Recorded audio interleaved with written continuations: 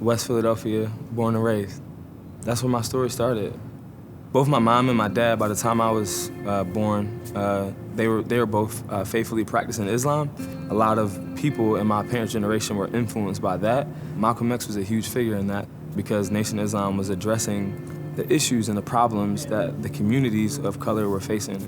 One of my memories of being in Philly is walking up to the mosque and hearing the call to prayer all the time, lay out the rug and know what to say, speaking in Arabic to God, like all those types of things, even knowing how to wash properly before I went in to pray, fasting, all those things like I learned from my older brother Sharif and from my dad. My whole identity started to be shaped around Islam.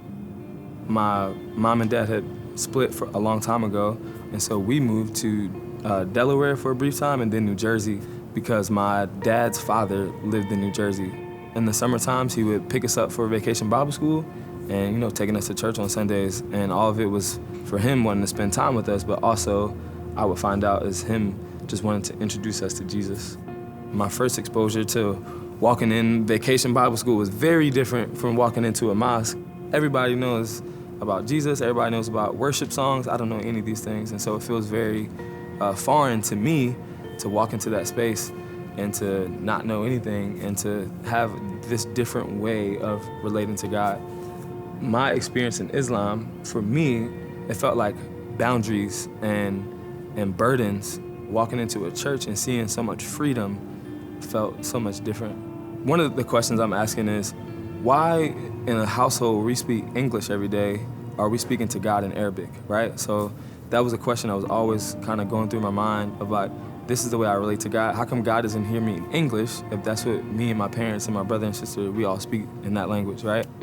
And one of the car rides that we took, my grandfather said to me, we get into this argument about who God is. Mind you, I'm 12 years old, but I'm very passionate about what my parents have taught me and what I believe about God. And so we start to get into this argument.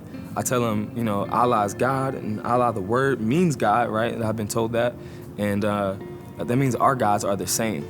He rebuttals and says that our gods are not the same. And he said that he could pray right now as he was driving in the car, and he knows that God would not only hear him, but to answer his prayers.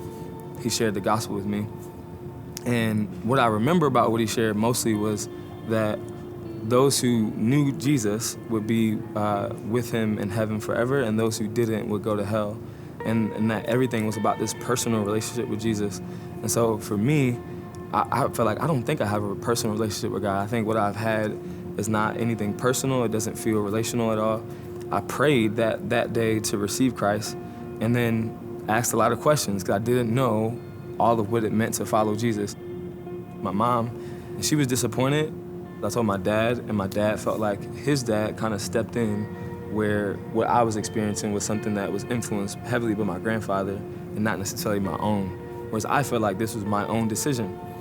And then my older brother had probably the most drastic response of them all. He just broke down crying the first thing when I told him.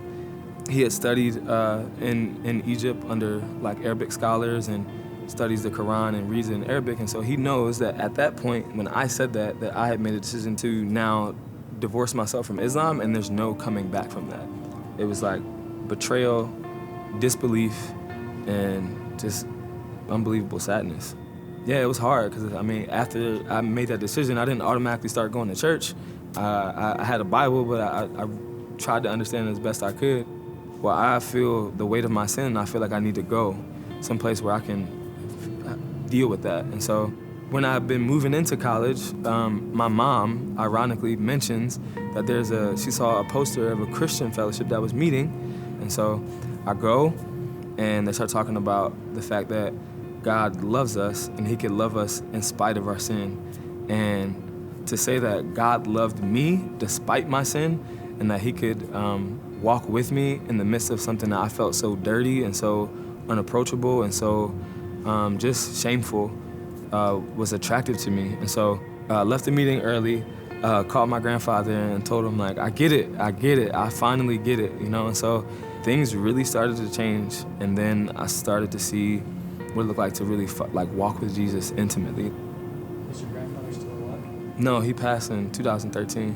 Yeah. What would you say to him if you were still here Man, I think I would thank him for sharing with me the most precious gift that I've ever been given, that has helped me to persevere through so many hard times. Man, I was running hard in what I was raised in and what I was taught and what my family told me, and I thought I knew the truth.